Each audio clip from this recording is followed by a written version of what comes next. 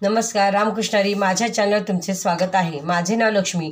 आज मी तुमच्यासमोर गणेश पुराण कथासागर घेऊन येत आहे। अध्याय 14 ब्रह्मदेवाचा गर्वनाश। भृगु ऋषींनी पुढे सांगत वेदशास्त्र पुराणे आधी आपल्याला माहिती झाली, म्हणून ब्रह्मदेवाला खूपच गर्व झाला, कारण शाप आणि वर देण्याचे सामर्थ्य त्यांना प्राप्त झाले। या विचाराने सृष्टी तयार करणे अगदी सहज सोपे आहे। ब्रह्मदेवाने सृष्टीची निर्मिती करायला सुरुवात केली, पण अनेक अचानक संकटे त्यांच्यासमोर उभी राहिली। मधवाशांनी घोंगाव्या त्याप्रमाणे संकटे ब्रह्मदेवावरती फिरू लागली। 3 डोळ्यांची 7 हातांची, विहिरीसारख्या अजस्र तोंडाची, पाय नसलेली, 5 तोंडांची, 6 पायांची, 5 व 10 हात असलेली, भयानक आकार घेणारी ती संकटे पाहून ब्रह्मदेवाला भीती वाटू लागली। ती विघ्ने मोठमोठ्याने आरडाओरडा करून ब्रह्मदेवांना ठोसे मारू लागली। एक विघ्नाने तर ब्रह्मदेवांना शेंडीला धरून जोरजोराने झोके दिले। 8 हातांच्या विघ्नाने तर ब्रह्मदेवाची मिशी पकडून जोरात उपटायला सुरुवात केली, कारण त्याचे हातपाय बांधत होते, तर कोणी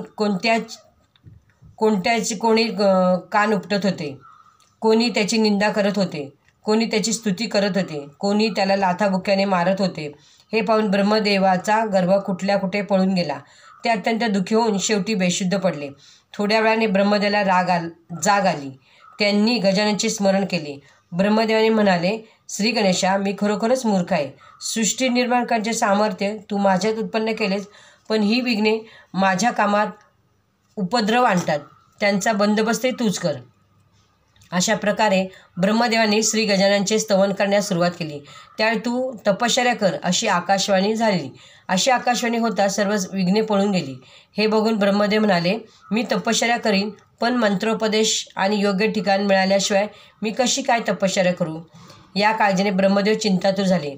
डोक्यावर रत्नजडी मुकुट, सर्व अंगाला रक्तजंची उटी, शेंदूरवर्ण मस्तक, गळ्यामध्ये रत्नांच्या माळा आणि यज्ञोपवीत दंडामध्ये रत्नांची भूषणे, बोटात सोन्यांच्या अंगठ्या, कमरेला सर्पभूषण, अंगावर तांबडी वस्त्रे, मस्तकावर चंद्रबा, अशा श्रीगजांचे ब्रह्मदेवाने स्मरण करताच वडाकडे पहा अशी आकाशवाणी झाली।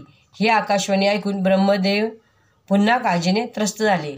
रामकृष्णारी, तुम्हाला व्हिडिओ आवडल्यास लाईक करा, शेअर करा। रामकृष्णारी, धन्यवाद।